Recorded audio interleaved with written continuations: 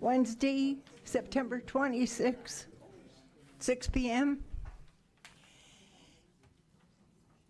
And I'd like to read our mission statement.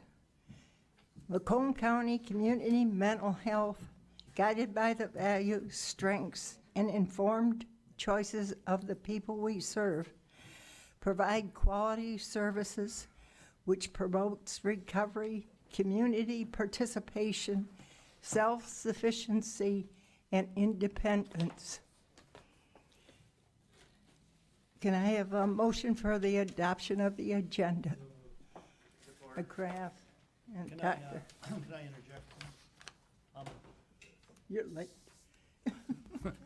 I'm late. Yes. I'm late, and I apologize. I have an addition to the agenda, and I'll explain it when we get there, but I would like, for item K, the MDHHS CMHSP 2019 contract, and I'll explain what that's all about.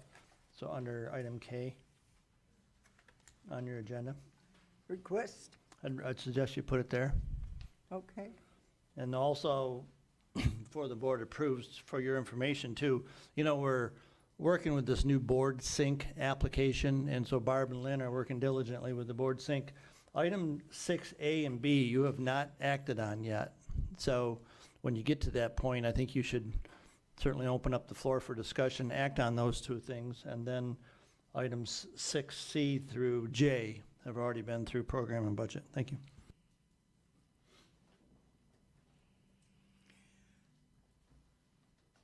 Is that okay with you for amendment of the agenda? Yes. All in favor? Aye. All right. Hearing of the public, you have 5 minutes to speak. Okay. And the commissioners will not answer you back. Hi, Joe Mack. I have a number of homes with lease with you guys. I was in a couple months ago, and we're getting on track with the repairs. I've hired somebody to help with coordination of the reporting and scheduling, and so hopefully we're heading in the right direction. We went around today, visited all the homes. We have 2 homes left to do, and we're going to do them before the sun goes down. So Thank you very much, and we're going to be out of here. Thank you. Is there anybody else from the public? Hearing the public? Good evening. My name is Tyler Ropke. I serve as the compliance officer and legal counsel for Morc.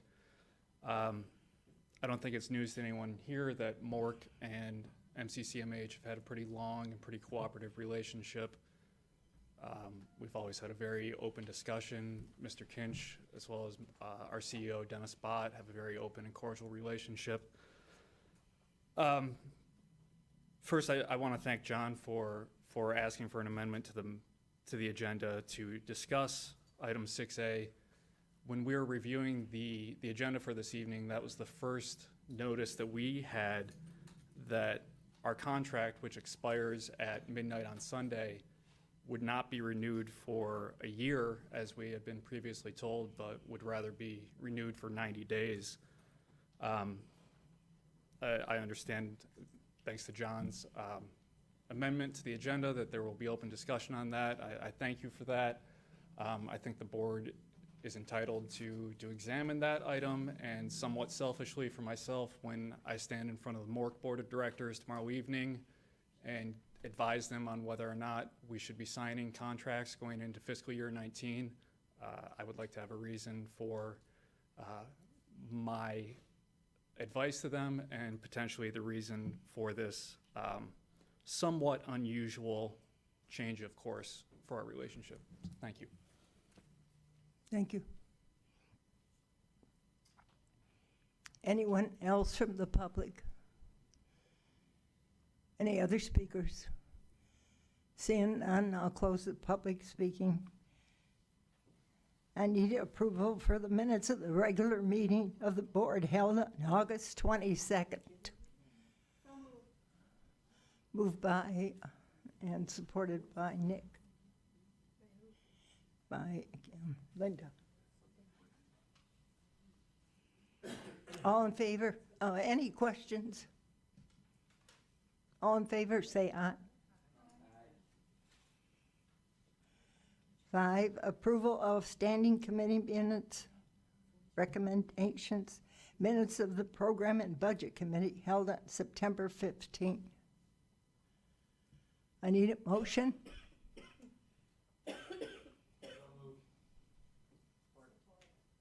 All in favor?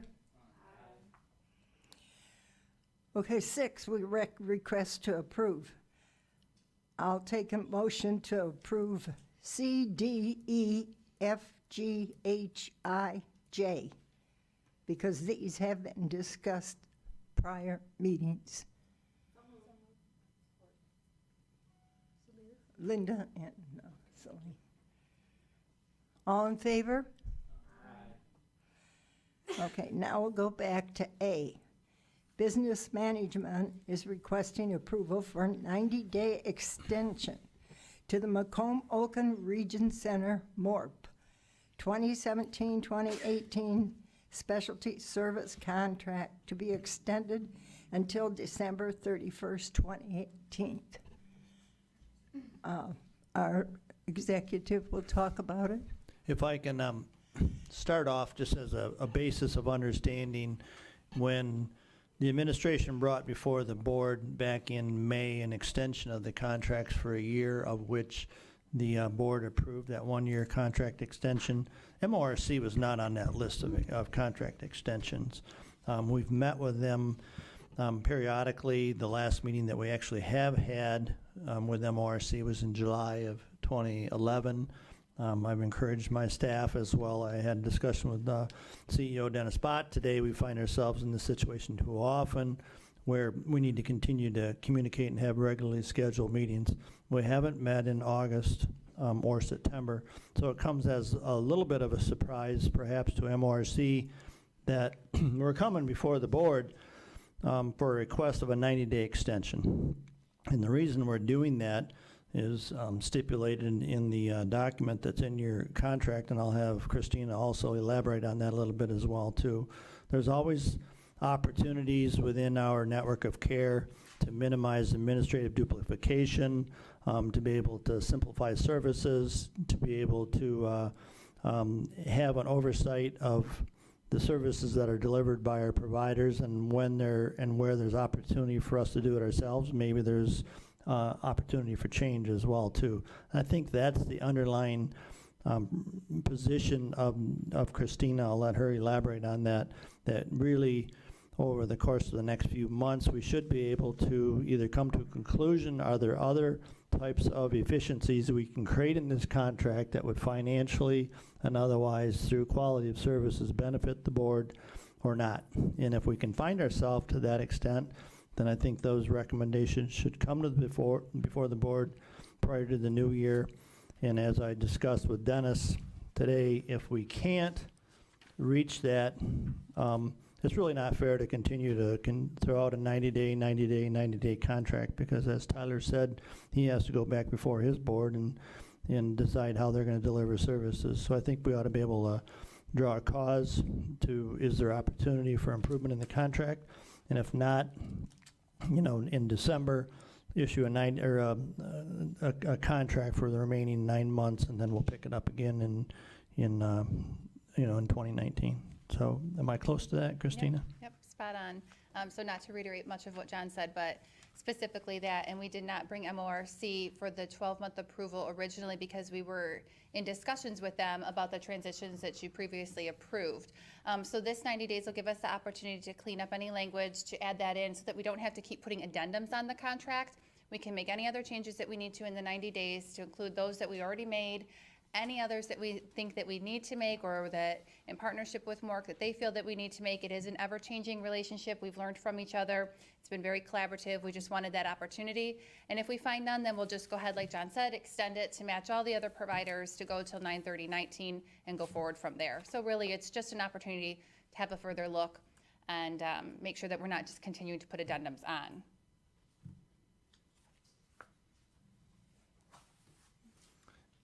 And So, Okay.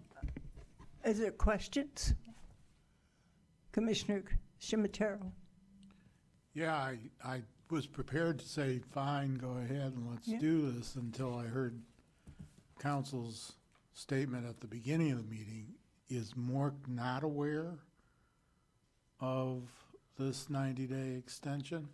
Yes, I've been having email exchange with their new CFO, if I get her title correct, that took over for Rich. So we've been in email communication, and she knew that that would be coming. So we anticipate that BOT will recommend approval to the board.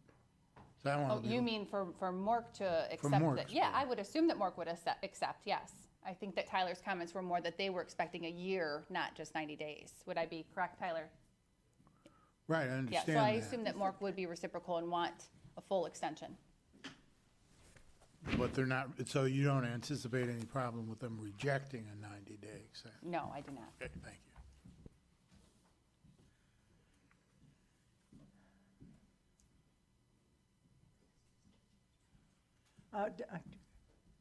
Oh, Commissioner Grant. Thank you, Madam Chair. Hi, Christina. Hi. So in my sheet here, it gives the background and everything. You know, we're ensuring compliance with contract requirements and things like that. Are we also looking at the cost of doing business with them as well? Are we comparing what the cost of a therapist through Morc is through, 8 other vendors? Is that also part of the process here? Absolutely, Okay. yes. And we're doing that across the network. You know, it's not Morc specific, but because Morc's contract was not approved with the other 12-month contracts, theirs is just being looked at that a little bit later because we did some different changes with theirs previously. But we always look at all of the service lines cohesively, see where the rates are and where they're in line. There are some PHP contract language changes. We always want to make sure that those are incorporated in. So it's just another opportunity to have a review of that, make sure all of those terms are in there and things are in line. Okay, thank you. Thank you, Madam Chair. Dr. O'Connor?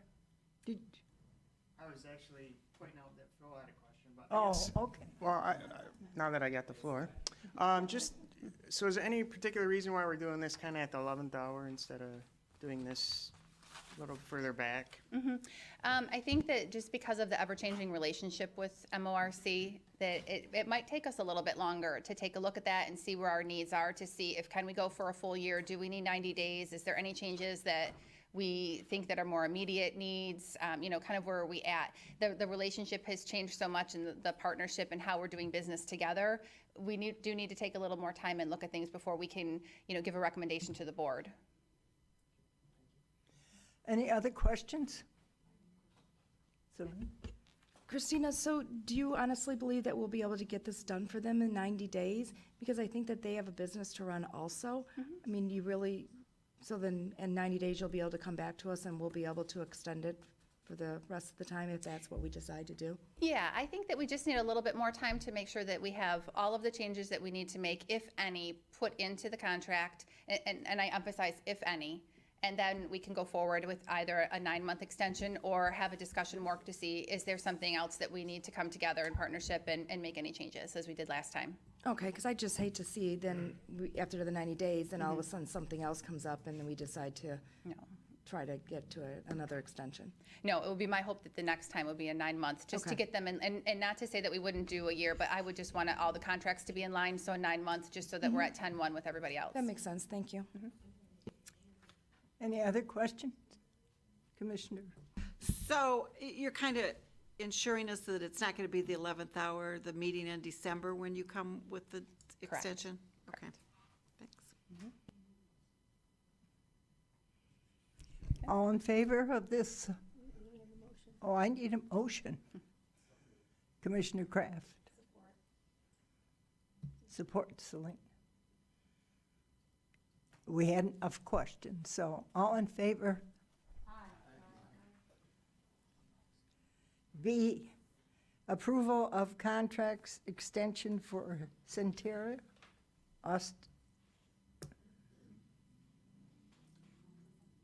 Autism Service. My mind went blank, or should I say a senior moment, until 12/31/18. Did you want to talk about this, John? You know, I think it's has great value to do so. As the board understands, you know, back in May, we brought forth an extension of contracts for 1 year at your approval for the majority of the provider contract. There are a few providers that we suggested maybe just for the sundown. Centria has been a valued provider of ours for a long time.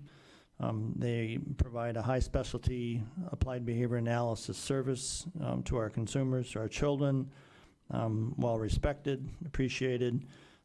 Throughout the course of the last year and a half, my staff, Centria staff have met, and, we decided that it would be best to mutually and amicably go in different directions and not renew that contract.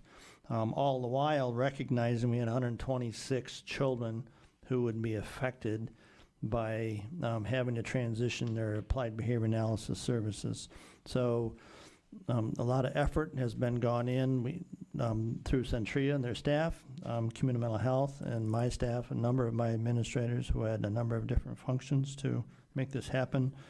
We're down to someplace, it's highly technical, the whole autism piece, and I don't want to go into all that, but it's down to 18 to 23 consumers. You'd like to say, well, is it 18 or is it 23? It depends on the referral, it depends on the service provision, it depends on a lot of the clinical upload that we have to provide in the state of Michigan. So we started with 126 just about 90 days ago.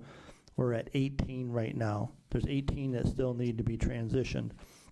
So in the staff's communication with Centria leadership, some of that are in the audience tonight, and the CEO who's not, we agreed that it's best on behalf of the people involved for the board, Centria, CMH, to extend the contract for 90 days, and sometime over the course, it may not mature all the way to 90 days, but sometime inside the next 90 days, those remaining 18 children will be successfully transitioned, and then we'll go about our own businesses. So the recommendation is to pick up the contract. We'll send a new letter, business management will send a new letter to Centria for signature if the board approves, extending that contract for 90 days. We have a motion. Is there questions? Seeing no questions, do you all approve? All Aye. Aye. Against? Pardon, we had a motion. Any opposed? Motion passed. We'll go on to A, follow-up to the special board meeting of September 11th, 2018. No? Yes, I didn't have K. Oh, that's right. I'm sorry, we added K. So I need a motion to support MDHHSCM HSP 2019 contract. I need a motion.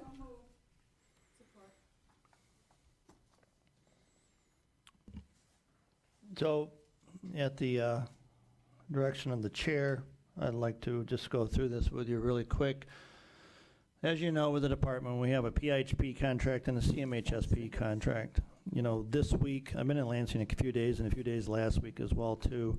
This agreement is the Community Mental Health Services contract. And what the department is doing this year is they're doing it electronically through something they call egrams. So some of my staff and I are familiar with egrams, some are not. But the contract was issued to us in a different format than previously. Previously, we would get a letter before the board and said, you have to have your board sign this and send back a signed document by such and such a date. I went into egrams today and electronically signed the contract. And in doing so we can get our money flowing on October 1st. So I thought it was prudent for the board to also have a copy of at least the boilerplate. if you turn, I don't know how this is gonna work with my staff yet. I've had some discussion already with them. It's really a challenge, but when you turn to page, I circulated it to everybody. Everybody's got a copy of that We contract. all have copies. Yep. Oh, I'm sorry. Give it to you. So if you turn to page 14,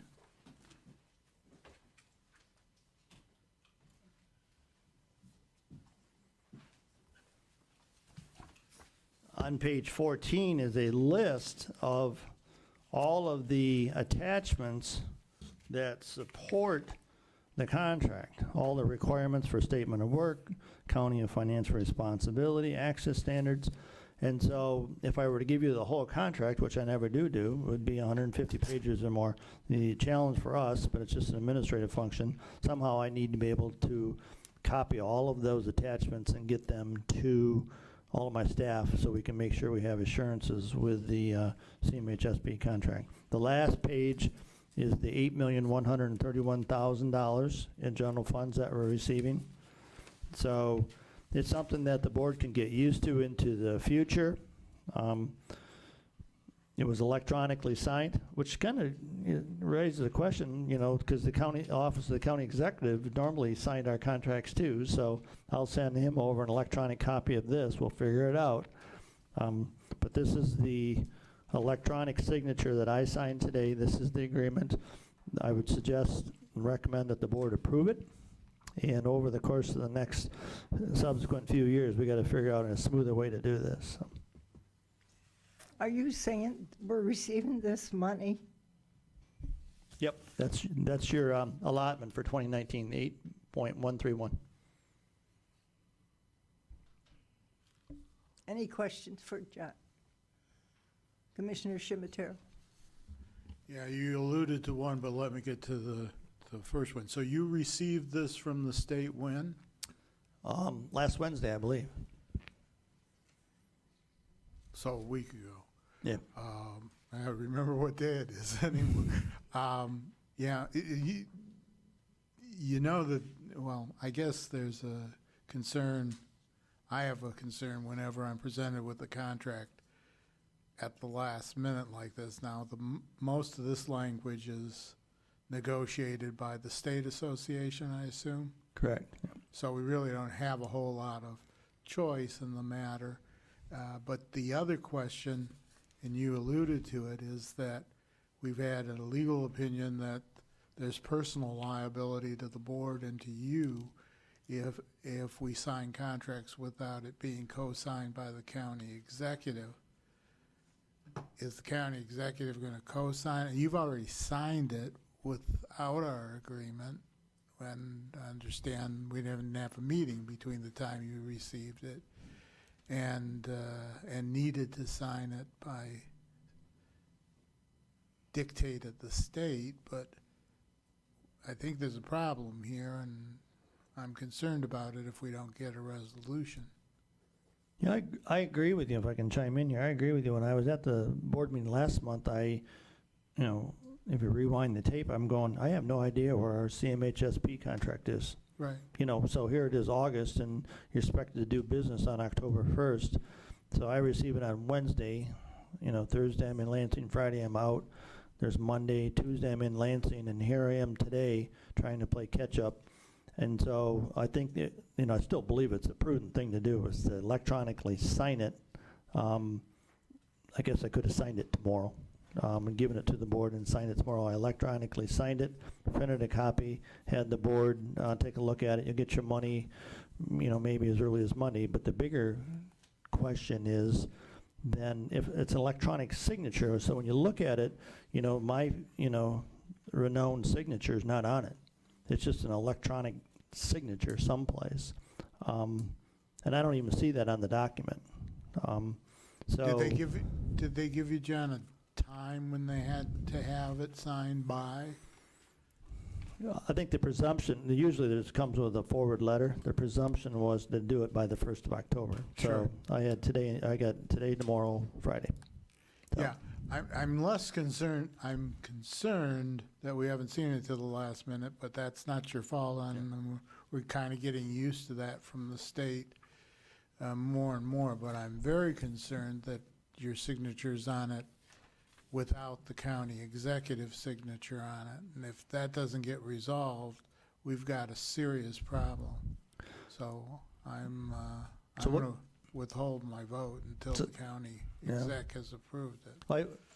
I won't persuade you otherwise. I would suggest maybe, I'll defer to you, but I would suggest maybe you approve the contract.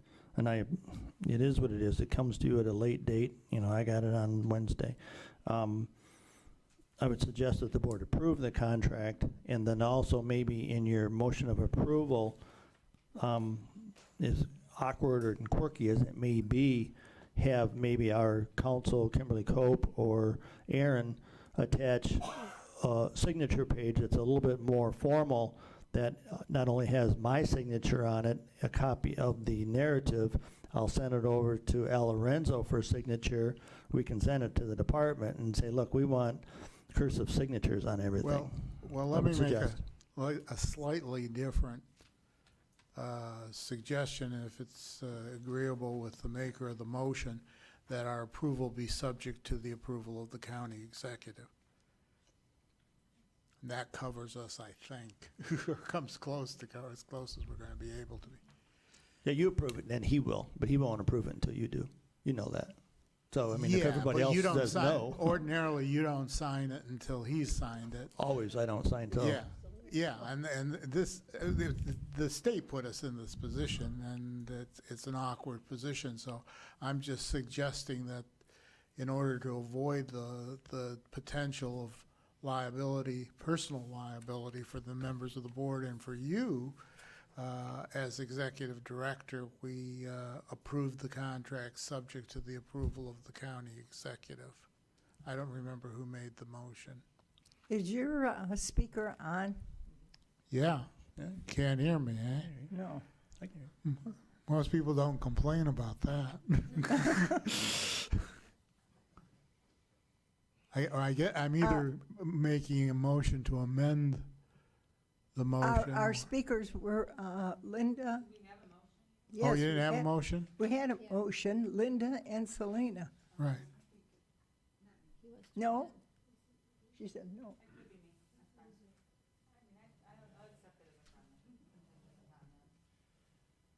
Okay. It's Susan. So the motion before us is to approve subject to the approval of the county executive. Any other questions? Susan? Thank you, Madam Chair. So I'm skimming this pretty quick, so, as we all are. Take your time. I think I saw on one of the pages some information about unused funds being returned. And I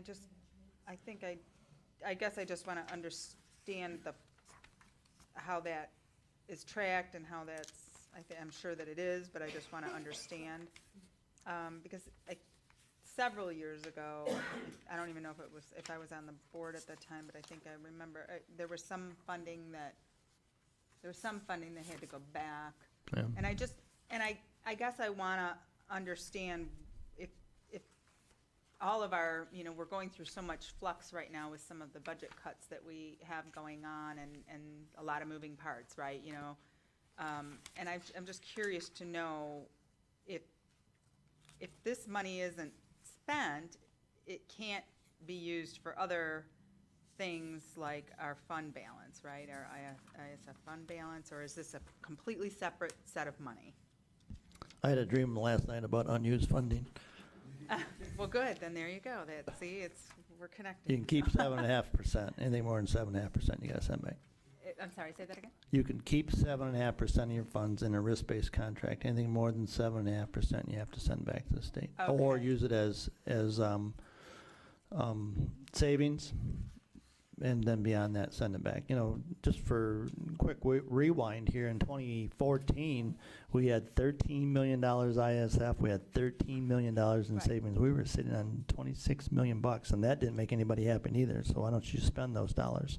But Right. it's the same pretense that you can only keep so much of the revenues that are sent to you, and if you don't spend them, you can keep some as a risk reserve in your contract, and then some as a savings, the rest are returned to the department. Okay, so like I say, I'm just trying to be, I know that the funding sources of all of our money are very complicated, and, you know, we do monitor everything, but I also know that, you know, we have that built-in delay, and there's a lot of moving parts, and our budget is, and our expenditures are going through a big flux as we shift and adjust people's services and whatnot, and I guess I just want to highlight that we need to really keep an eye and make sure that we are conscious of that and that we are not sending this money back. I think That's my point. I know, I don't want to have to look be a at negative. page 8. I think it is. Is it page 8? And I just don't want to be in a position where, you know, one allocation of funding is, you know, in such a deficit, and then we have this allocation of money that didn't get balanced out in some way, shape, or form, and that even though our overall total is right, that we have to end up sending money back. I just wanted to highlight that. It's kind of a provision of this that I know it's necessary, but I hate that type of a provision, and I don't know, given the cuts that they've. Well, it says all money, if not spent, has to be returned. Yeah, and so even what you had said about the 7.5%, I'm a little concerned about that. Do you see that, John? Mm-hmm.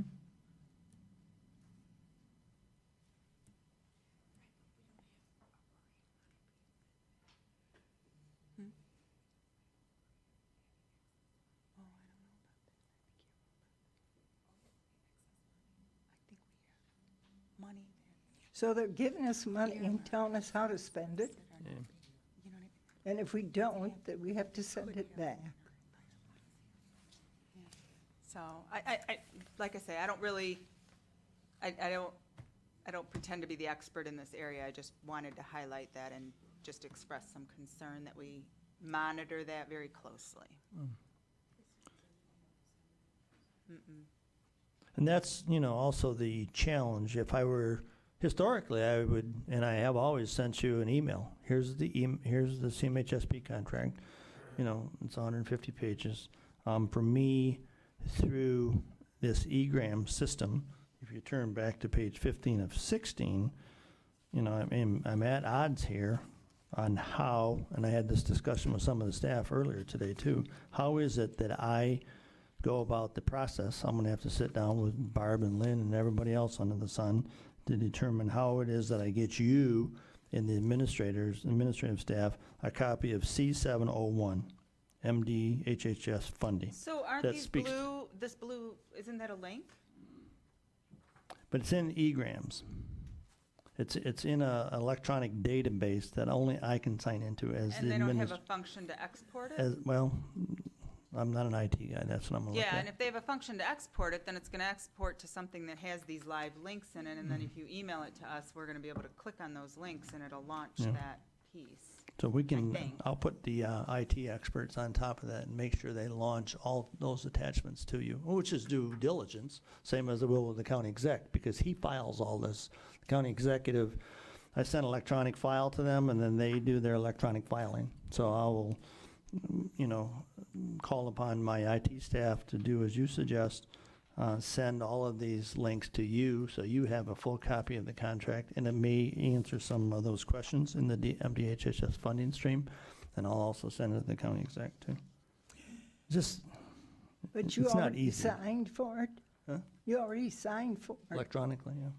so it's a done deal. I would suggest that you approve it, because if you don't approve it, they're not gonna give you the money on the 1st of October. You don't get it till about the 21st of October anyway, but you're not gonna get the money if you don't approve it.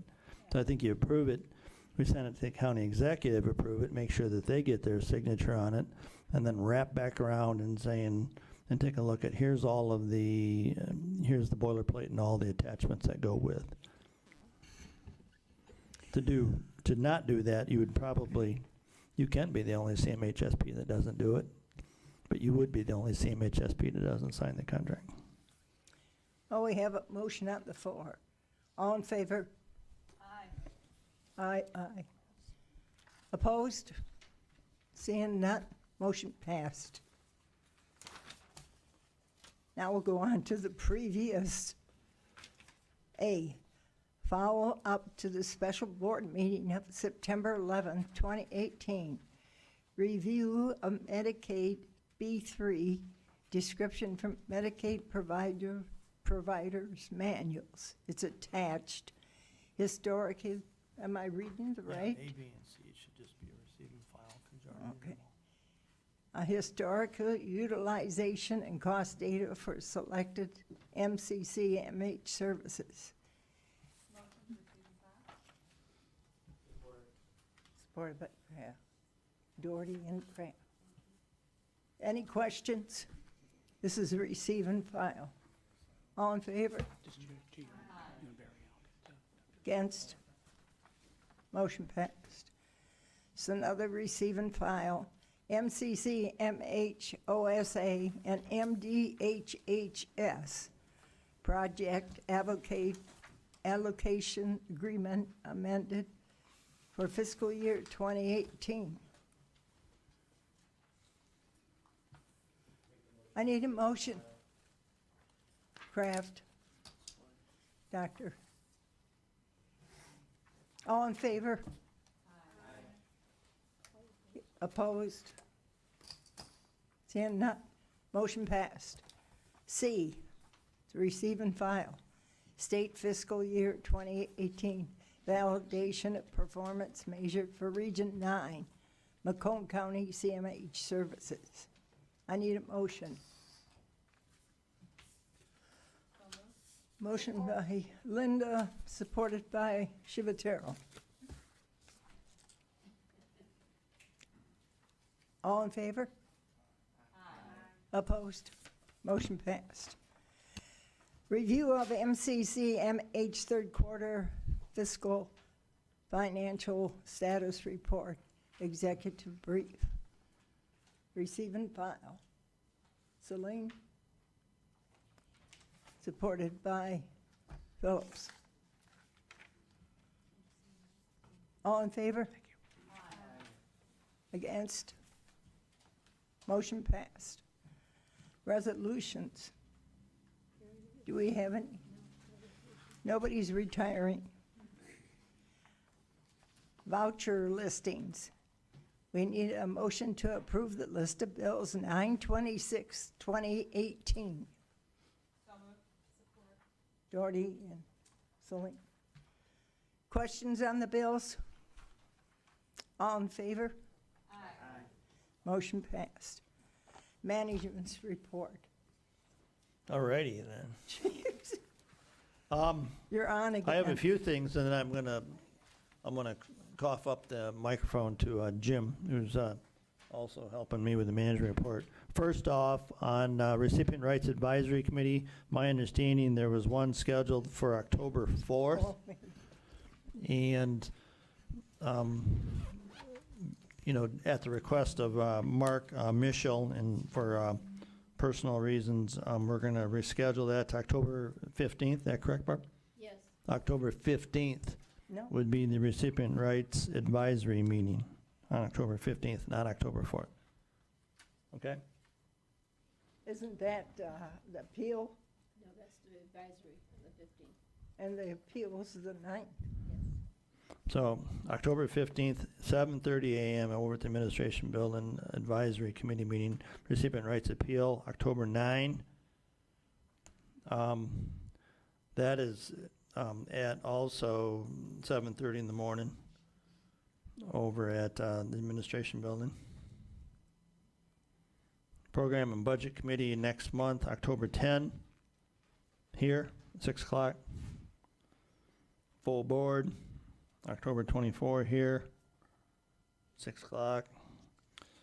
Crossroads is having their annual open house Wednesday, October 3rd, celebrating 25 years. I think there's a flyer there on the table. And the county exec will be there at 3. I had to put that in. Okay. Excuse me. Were you going to tell them that? I didn't know that. Oh. Oh, last I heard, I was gonna be in a dunk tank, and I didn't agree to it. No, It's October 3rd, I think, from, what is it? 2 to 7. Think 3 to 5. 3 to 5. I've been sequestered there the 3 to county 5. exec will be there at 3. Right. So I know. I don't think so. No, I'm not going in. I don't know if the dunk. gonna- Go ahead. I'm going to give a proclamation from the mayor. Oh, that's cool. So anyway, it's great to see their 25-year celebration. You know, the Crossroads Clubhouse is just on fire. You know, what they're doing lately with their accreditation. They're sparked by the fact that they picked up $440,000 Yeah. to be able to be fully engaged with 60 people. Bruce Dutton is just ecstatic about what he's able to offer, and we all should be too as the board members and administration on what the clubhouse has to offer those folks. So cool stuff. Board Association Fall Conference, October 21 through 23. I'll defer back to the board chair, motion for board and appropriate administrative staff to attend. Is there any other, do you want to tell anything about your meetings, Doctor? Need a motion. Need a motion to attend the, To attend the conference? I thought we already had that motion No. back in August. Nope. Okay, who made the motion for staff and commissioners to attend the fall conference in Traverse? Who supported it? Who supported? So, all in favor? Against? Motion passed. I have a couple more things, Madam Chair. I passed out before you a document we put together this afternoon, American Association of Suicidology accreditation audit. Every 5 years, our Macomb County Crisis Center is audited and accredited by the American Association of Suicidology. That's going to occur at the Crisis Center on September 28th, this Friday. The board is invited to show up if you want to. I encourage you to do so. As much as we love and respect the Crisis Center, you can show up at 9:30 to discuss with the auditors your interest in the Crisis Center. If you can't make that, they invite you to lunch at noon, or you can go to both. And that's this Friday. It's at 43800 Garfield Road, right across from the south entrance of the Macomb Intermediate School District parking lot. So they're excited about that. If they get through the accreditation, like CARF and other accreditations, it'll be a 5-year accreditation and one more feather in the cap for Macomb CMH. Last document that I have for you, some stuff I picked up in Lansing yesterday. Thought you'd like to peruse through it. The House Cares Mental Health Task Force Progress Report, July 2018. Talks about all the recommendations. It was pretty cool reading all the recommendations the task force had put forth. The action steps, we'll leave them as what they are. They suggest that they're acting on a number of things.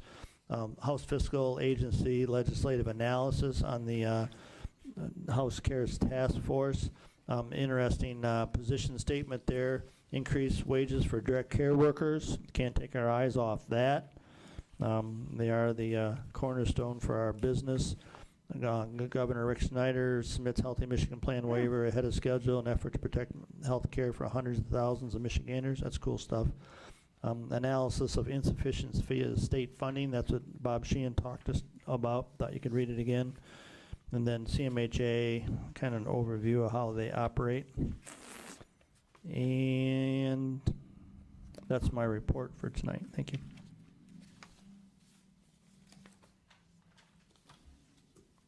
Any questions for John about his report? Seeing none, do I have to have a motion for your, That's good. okay. That's it, or are you gonna have anything else? Did you want, No, I'm done. I thought if you deferred to Dr. O'Connell or whatever, but I'm done. Oh, I'm sorry. Well, first, My sincere apology. Yeah, I was Mr. gonna Lozey. say. Mr. Lozey is gonna, I'm sorry, Jim. I think I have another piece of paper. Jim Lozey is gonna present on some of the discussion we had at the work study session, and maybe food for thought for the board here yet tonight. Thanks. Yes, thank you. You've now got two things in front of you with regard to follow-up to the special board meeting we had back on the 11th. The Medicaid provider manual that describes the B3 services. This is the source document for what the services that we were talking about at the, gotta put my hands in my copy here, at the board meeting.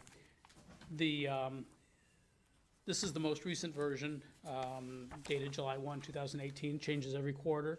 There aren't often changes to the B3 services and some of the descriptions of services, but it is something that we have to keep an eye on all the time, changes every quarter, and we have to pull down the current version, review the service descriptions, make sure there's nothing changed. The department has, over the last couple of years, been kind enough to highlight changes, and so we can be alerted to those things and hopefully be aware of them as they come along. You'll see it's a fairly lengthy document with the descriptions of each of the programs that we talked about at the board meeting, and those are all B3 services that are subject to documented capacity and the ability of the PHP or CMHSP to equitably provide services to all within the community that need those services. So that was upon request for one item from the board meeting. The pieces that we passed around tonight are two sets of data with some charts and graphs with regard to utilization and caseloads for persons with developmental disability. If we could start with that one, and I can kind of walk you through the data that we have. What I tried to do was to take the services of community living support, skill building, respite, supports coordination, case management, and inpatient hospitalization. And I graphed them, charted them for the last 4 years to show you where we're at in terms of costs and number of cases for each of those service lines. You'll see that they do go up and down. Some of that is an artifact of the fact, and some of the dramatic up and down is artifact of the grid, the scale on the side. Sometimes the change is not as dramatic as it looks if you look at the numbers. Sometimes there's $200,000 as opposed to $2,000 and change, and you just have to pay attention to the scale along the left in order to make sure that you're not influenced by the size of the change in the graph. But you can see that we've had an impact with regard to our utilization of CLS services. The first upper left-hand chart, persons with IDD CLS services from the period of 2016 to 2017, we've dropped that utilization by over $10 million. You also see on the chart at the upper right that at the same time skill building has gone up a little bit. So we've seen a little bit of an increase there, about $2 million in increase in that. So we've got a net of about $8 million decrease in CLS service costs. With regard to respite, the lower left, you'll see that we've had a steady increase since 2015 in CLS costs. But again, this is one of those ones where you have to pay attention to the numbers. We've gone from about $6.9 million to $7.3 million, so it's about a $500,000, $400,000 increase over that period of time. Supports coordination between 14 and 17. You can see we went up from 10 million to 10.6 million and then down to 9.8 million. So there's a little bit of a roller coaster with regard to that particular service.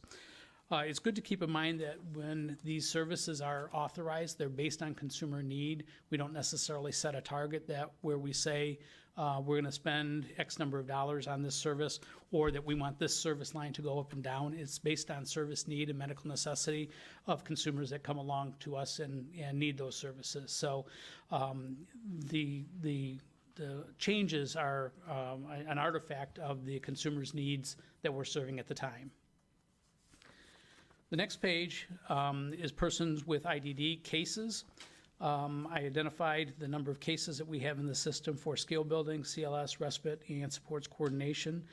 You see, with the exception of the CLS cases, everything's pretty steady. We see a little bit of a drop in supports coordination between 16 and 17. There is a drop in CLS cases between 16 and 17, and respite and skill building cases stayed pretty steady. The next chart is, and I meant to page number these, and I apologize, I did not, persons with IDD costs. Again, you'll see the reflection of our CLS cost dropping pretty dramatically between 16 and 17, and that, again, is our attention to utilization management with regard to CLS services and making sure that CLS services that are being authorized are appropriate for that consumer and the family. The rest of the services identified here, supports coordination and respite are pretty steady. Again, you do see that little bit of a bump in skill building costs, the red line. Then also the next page, targeted case management, number of cases and costs. I put these on separate charts because you can see along the left side how dramatic the difference is in the numbers. I had them on one graph at one point, and of course the targeted case management cases line was all the way down at 0. You couldn't see any differentiation because it's such a small number. So we put them on different graphs to illustrate the change. And you can see that we have had a fairly steady increase in case management cases and costs since 2014. And then finally, for persons with IDD, the last page, you will see inpatient costs for DD cases. We have the top chart is cases.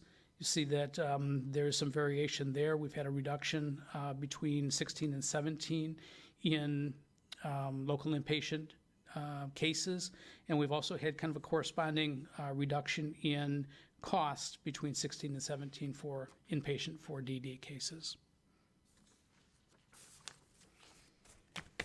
Any questions on that one before we move on to SMI?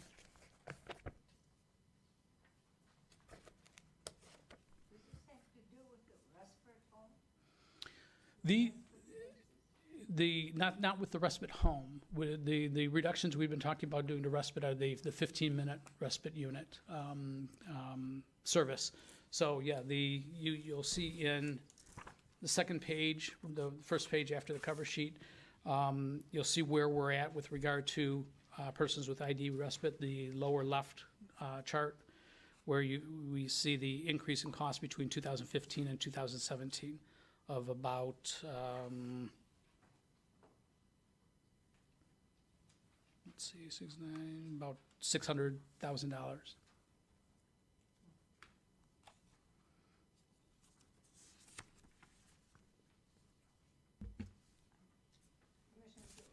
So I appreciate all the data pulls because I'll need some time to digest it. But so I think if I recall correctly, when we discussed this and kind of asked for this data, I think what we were trying to determine is if the cuts in CLS services were causing a corresponding spike in respite that then we were peeling back or proposing to peel back. So that is what I want to try to garner from this. And like I said, I haven't had a minute. I've been trying to follow along and jot some numbers. So can you walk me through that on these charts? I'm assuming it's on page 2 of each packet, right? That I should be able to see whether or not there is that correlation. Yes. The page with the 4 graphs on it. Right.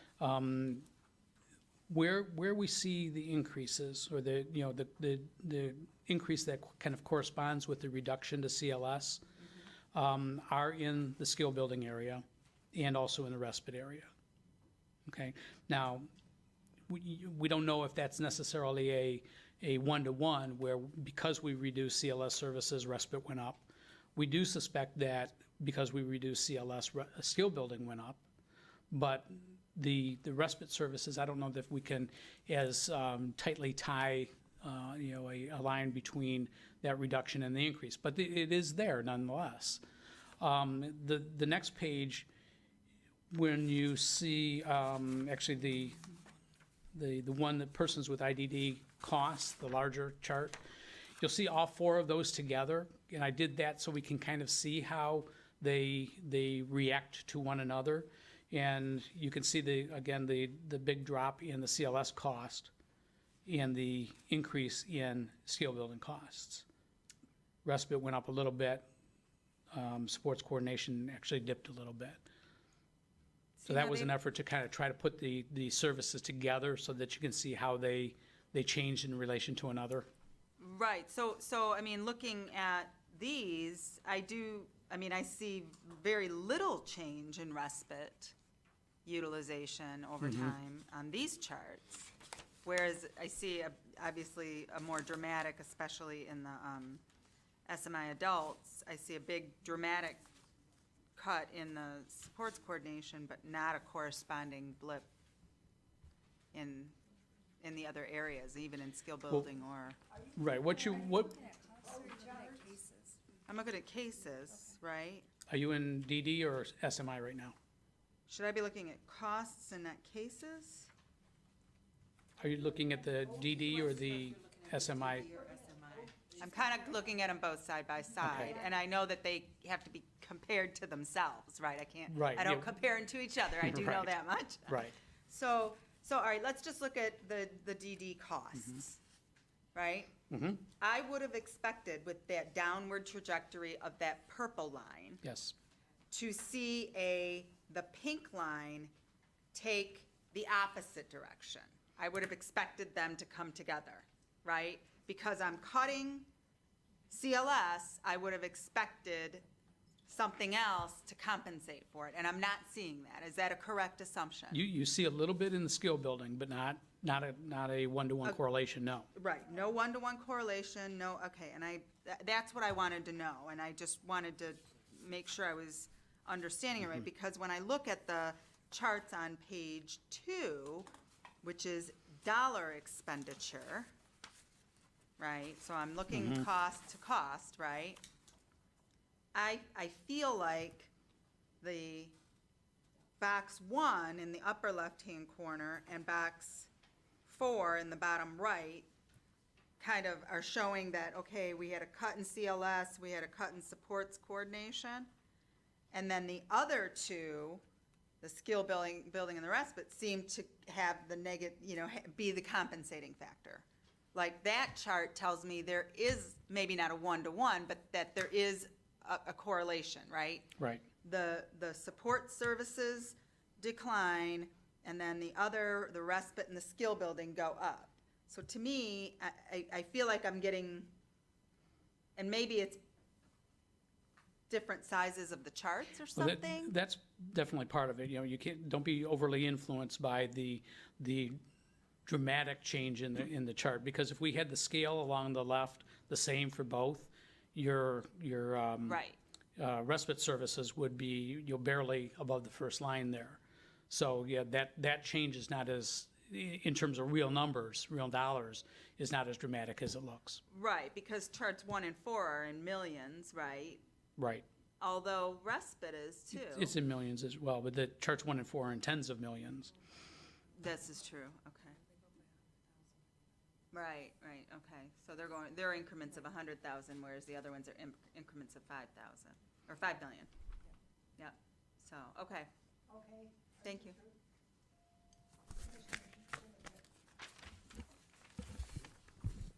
Jim, when I look at the charts and compare costs and cases, when we're talking cases, are we talking people or units?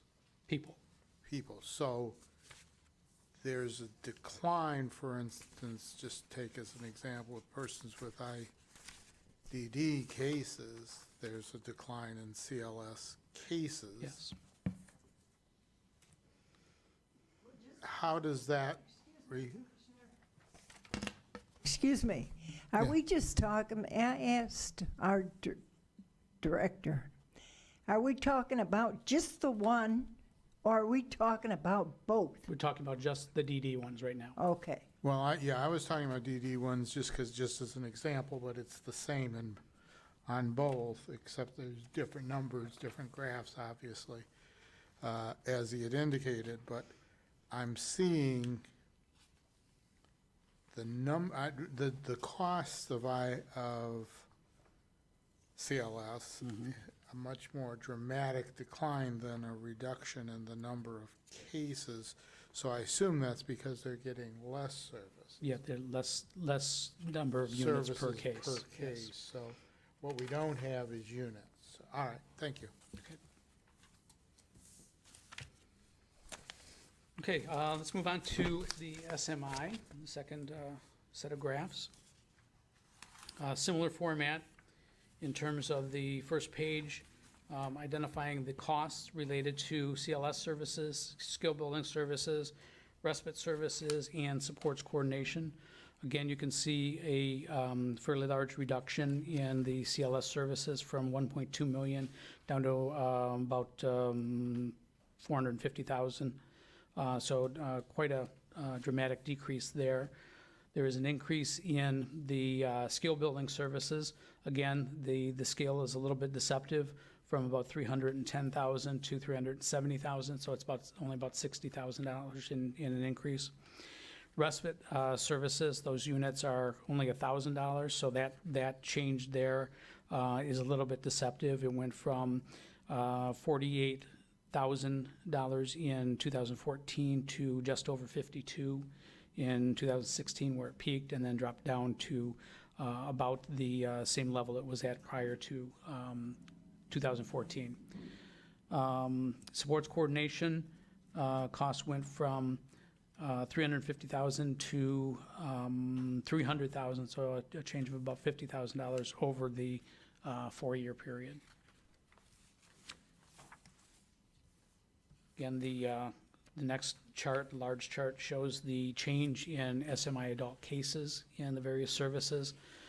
Reduction you can see in the supports coordination, which is similar to the DD cases, and then smaller reductions in the rest of the services, the skill building, CLS services, and respite was pretty steady over the time frame. In terms of costs, again, the CLS cost is the dramatic reduction you see on the SMI chart. You'll see a little bit of a bump in the skill building, same as we saw with the DD. There is a bump, an increase in supports coordination, and respite staying pretty steady. The targeted case management cases, we had a change from just over 3,000 in 2014 to a peak of a little over 3,100, and then settled back down to about 3,100 for number of cases being served per year. And target case management costs went from a high of $5.5 million down to $5.3 million in 2017. The local inpatient numbers for SMI adults, and this is the bulk of the inpatient services that we provide to the SMI consumers. You'll see 2017, we are a little over 2,000 cases. The costs right around 11.8 million for costs in 2017. So those have remained fairly steady over the last number of years. We are starting to get some data now, which we will report on next month, in some changes to our length of stay and our admission rates that we're able to start to glean from our FIA contract that we worked on in terms of the data contract. So we'll have some more information related to that for the next board meeting. So what are you telling us? We're okay? I am not. I wish I was. I wish I was. I'm reporting what we've seen for the last 4 years in terms of the changes to service provision. And as I said earlier, we look at least historically, have provided authorizations based on medical necessity and made less of an effort to say, we need to provide less of this or more of that. We are doing more of that now, and part of the ability to do that is the access to data that we've got now, and some attention to data that we're looking at now in terms of taking a look at, okay, how do we want to use the dollars that we have available, especially when it relates to those B3 services where we have some flexibility in terms of documented capacity and the ability to say, we want to spend less in this area and more in another area. Is there any questions? You have some? I have a comment. Good. Just, just to be absolutely honest and frank, we presented the third quarter FSR, last month, and we're not okay. We have a $11.7 million deficit we have to make up this year. And the respite care cap we put on that goes into effect will maybe pick up $2 million, maybe. So we're still administratively in the board, we need to close a $9 million gap. So we have 2.5 in the bank, so $7 million. You have to close a $7 million gap, and the clock starts Monday. And I don't know where we get it, other than administratively we're working on that. And I'm hopeful that we will be able to make up the $11 million gap, or the $7 million gap at that point in time. But you run out another year from now, and you have no risk reserve. We should be around $14 million in ISF, and Misery Loves Company. Oakland County's in a similar situation. Southeast Michigan, that Washtenaw, Lenawee, Monroe County is a problem. Lakeshore Regional Entity is a problem. Macomb is a problem. And we should have 14 or 15 million in ISF. We have 2.5, maybe 2.5. In when we all need to work together, and we have some real creative ideas that we're going to bring back before the board. We already did some of those, and we're going to bring some, and I think that's why Jim is presenting tonight to you as well, too, to where we can go, deeper in correcting revenue to expenses. The risk reserve is not going to be restored anytime soon. And so you're out there at risk. The board is out there, the administration is out there at risk. That should we overrun, where do you go for the money? And where we've never gone before is to the county executive and to the board of commissioners. But that's the likely route you're going to have to go here soon enough. So we're not okay, and not alarmed by it, but I think with good collaborative effort and understanding between the board and the administration and the board, we can slay this. But it has to have that mutual workability to make it go. And so I think that's why Jim's proposing tonight that maybe perhaps next month, he and I haven't talked, maybe next month that he may establish another cap on a B3 service. Don't have to provide those services. Maybe another B3 cap on some other line of service that reduces it a little bit and saves us a few more dollars. Those are the types of things that everybody works as diligently as they can. We'll get through it.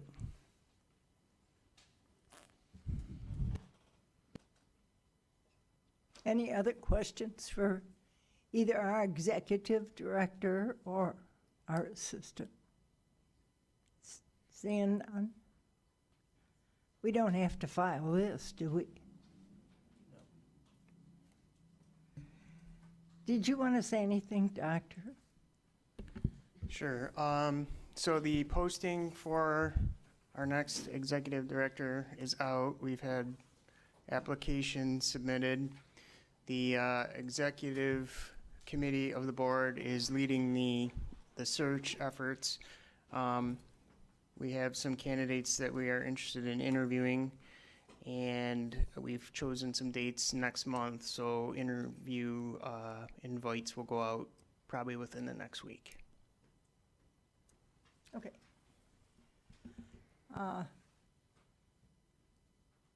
Other possible items, I'd like to say that next month at Program and Budget, I will be collecting $5 from each of you for a basket to give to PAC at the conference to raffle off.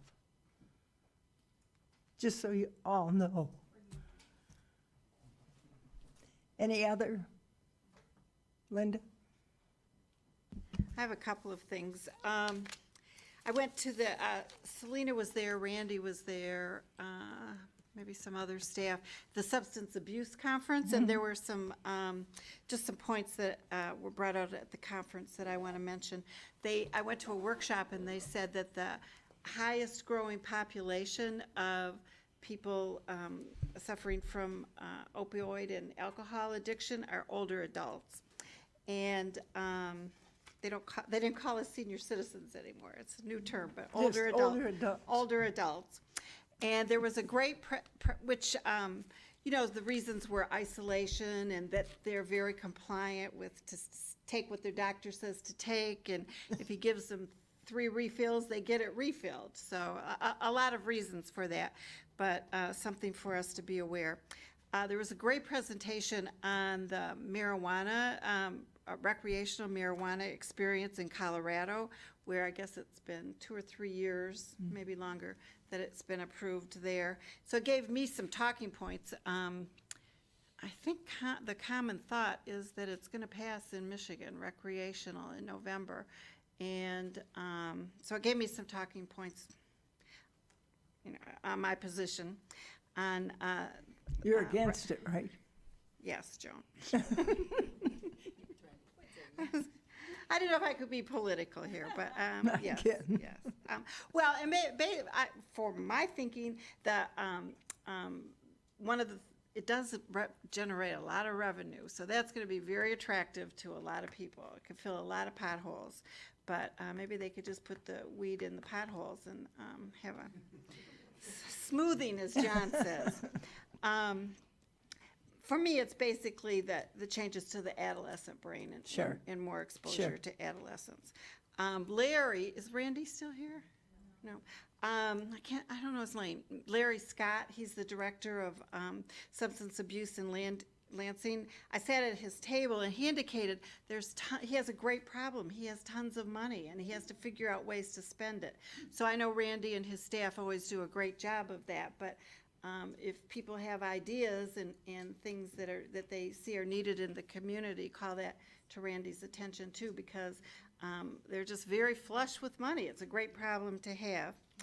I went to a workshop that was presented by CARE in Fraser, who we have a contract with. It wasn't that long ago that someone made a presentation on the peer recovery coaches at the hospital. I think it's Selena's hospital. And it was so well received, and it was one of the recovery coaches and his supervisor and the care management team gave the presentation. But like there were people, it was a really large room, and there were people from around the state who just really were excited about this program and what it could do for people. And they need to do some more sophisticated research, but the findings on recidivism, the impact on recidivism, are really, really something that they were bragging about. So that's good for Randy's staff. I have Randy was in the Macomb Daily, so we're going to get him to autograph this. And Joan, you can auction this off at Crossroads, okay? Where's Randy? He's gone. His picture for National Recovery Month and how Macomb is celebrating it. And then I have one other thing, if I can take a minute more. Sure you can. There was an article in Sunday's paper on mental illness and rise in crime, a perspective from Eric Smith. And I asked Barb to make copies. I thought John was going to hand it out, but We do have copies for everybody if you haven't seen the article.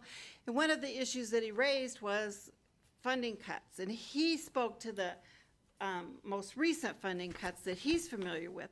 But I went back to probably, one cause could also be the general fund cuts that we had in 2014, because general fund was such a safety net, a type of money that provided a safety net. So I also,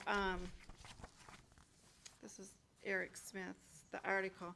I also asked, I'm on the executive board at the association, so I asked if they had an opinion on it, or if, you know, what their thinking was. And they did a study on budget cuts to the state CMH system, the general fund budget cuts. So I have a copy of that if anyone's interested in that.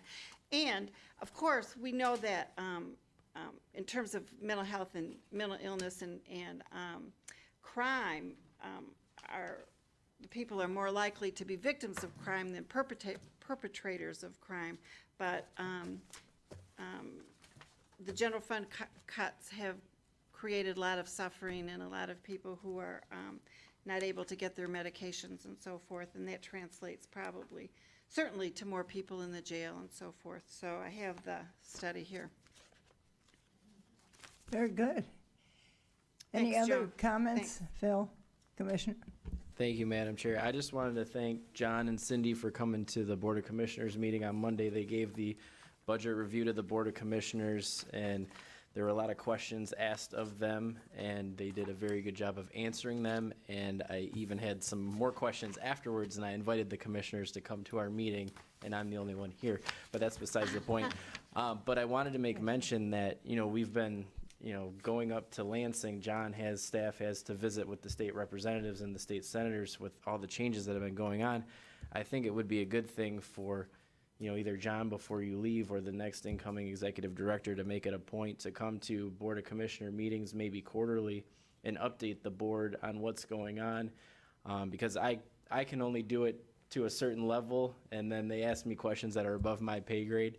But I think just to have that conversation ongoing with the Board of Commissioners so they're aware of what's actually going on with this board, because there were a lot of questions about the Board of Commissioners' relationship with CMH and the CMH board and processes and things like that. So I think going forward, it might be a little bit smoother relationship if we work to bridge that gap a little bit. And I know Kathy Vosberg and myself have been trying to do that, but I think, you know, regular updates to the board would be helpful for the majority of commissioners that either can't make our meetings or, you know, have higher grade questions. Thank you, Madam Chair. Do you think it's good that some of the commissioners attend? Really? Sure, of course. Pardon? You come, and I know our county our executive comes, but You know, if I can comment, I don't want to get in front of anybody else. You know, every year we present our budget to the board. You know, as difficult it is for this board to understand it and figure it out. And you hear it, you know, 2 times a month. They hear it once a year. So I think they're a little bit frustrated and challenged on trying to figure it out. So I think it's a good recommendation. And also educationally too. I mean, some of the, you know, comments to, you know, the group was, well, if you can't treat somebody in substance abuse after a couple episodes, why do you continue to try? And it's, well, we're just going to give up on you after your second heart attack. Don't come in the third time. I mean, that's kind of the correlate, you know. And I think, you know, when it came to, we didn't really talk about the article that was on the front page of the Macomb Daily, but I've, you know, texted a few of the board members. I don't believe, even though I believe the article is true, that was a lot of truisms to what Eric Smith was saying, that people are not receiving services. I don't think it's indicative and true that our severely mentally ill consumers that we treat engage in such violent acts. The big question is, the big challenge that we have as a board, how do we reach those thousands of people who have conflict in their mind, they have command hallucinations, and those command hallucinations result in suicide. And when suicide goes up, we all get nervous about that. Or in homicide, We all get nervous about that too. How do we reach those people? And my analogy to that is, supposedly you all and myself sat on the gastrointestinalogy healthcare board, and 178 people every day die because they didn't go get a colon screen. 64,000 people a year die because they don't get a colonoscopy. So how do you reach those people? So with the mentally ill people who are having command hallucinations, how do we reach them? You know, it's not the mental health cuts. That's where I disagree with that article. It's not the mental health cuts that has caused that, but how do we reach them to be able to have them come into services? Because you can do that for a long time and you're never going to get them to come in for services. You can't throw a safety net around everybody, but I would like to see that to be true. I would like that to be true, that people understand that they have to have a routine colonoscopy or they end up mortally dead, you know, in many cases. And the people who have command hallucinations, they need to be able to seek treatment on their own accord, because we can't find them all. There's no way we'll ever find them all. But we are spending $100,000 on advertising this year. That's pretty cool. You know, anti-stigma, health, wellness, you know, the crisis center. But, you know, that's the challenge. How do we reach those that disenfranchised, hard to reach population? So. That's true. Any other commissioners have any comments on anything? If not, I'll close that and hearing of the public. Anybody from the public would like to talk? You can speak for 5 minutes.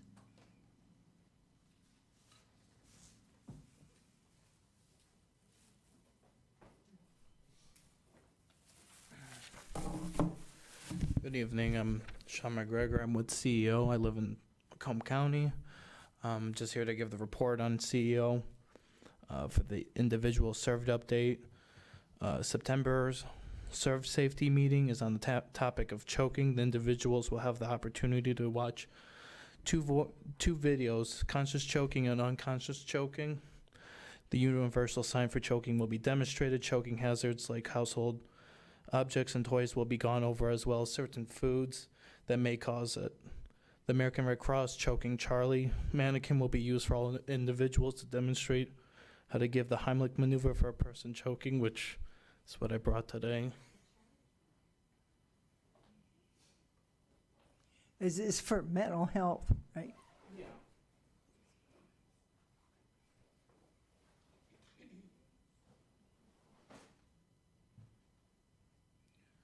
And we will be supplying these. We have plenty of them at all of our locations for the individuals as well. For the community center updates for our Clinton Township location, they have received a increase with the hangar contract through Cintas. This will allow individuals to earn more income. This increase will also benefit the Anchorville location, as the hangars will be split between the two locations, as well as a new van has been added to the fleet to accommodate transportation for individuals served into the greater community. Clinton Township is currently sponsoring 2 fundraisers to assist with the money needed for community activities as well as classroom supplies. At our CEO Anchorville location, they have completed fall cleaning throughout the building and the green space surrounding the center. A designated station has been implemented to better accommodate individuals receiving enhanced staffing. Anchorville will be hosting a vendor show fundraiser in November to raise money for additional supplies. This event is for independent business owners to display their products and to offer smaller businesses an opportunity to thrive within the community. The vendor show is Friday, November 9th at 6 p.m. And you're all obviously more than welcome. At our Mount Clemens location, they have created a candy shop for the community to enjoy, as well as a fundraiser, a little more for supplies and outings. This month, 4 more individuals served have gone out for community integration. We also sponsor the end of the summer day camp at Lake St. Clair Metro Park. At our Washington location, they have begun They have begun a new cleaning site at Friendship Church. The men's bathroom has received a fresh coat of paint, and 6 individuals have chosen for community integration. And for our stakeholder update, Creative Empowerment Opportunities, Clinton Township will host the Morc General Teaching Practicum November 27th, 28th, and 29th. And just as a final note, too, we're already getting ready for the holidays, and at our Clinton Township location, they have been working on projects for Christmas, which I'm just going to pass around.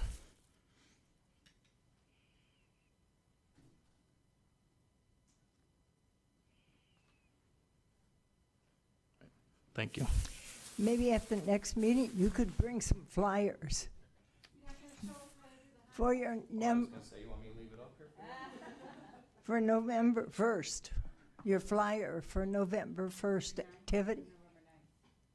Was it the 9th? Yeah, November 9th. All right, my hearing's going too.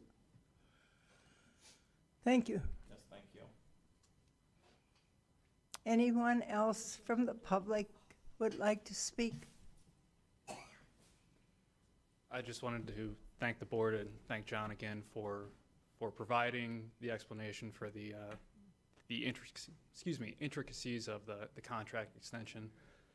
I'm not sure I have a full understanding of what's going on, but I think I at least know that neither Morc nor Macomb CMH has any intention of ending our relationship anytime soon. I did want to make one clarification because I think it goes to the point of Commissioner Shimantero. In the past, as well as this year, we've expected and, if you will, gone down to the wire on contract extensions.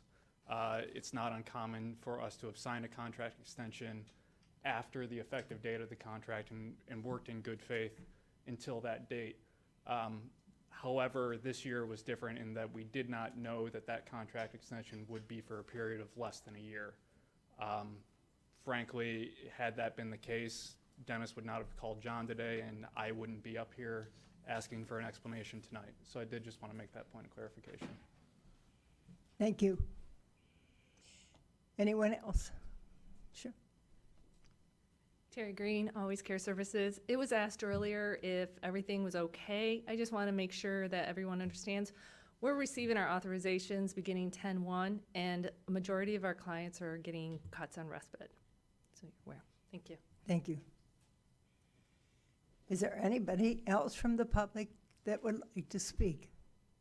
Seeing none? Meeting's closed. Adjourned. I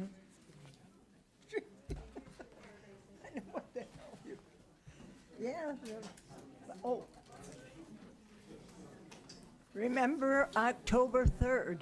Remember October 3rd.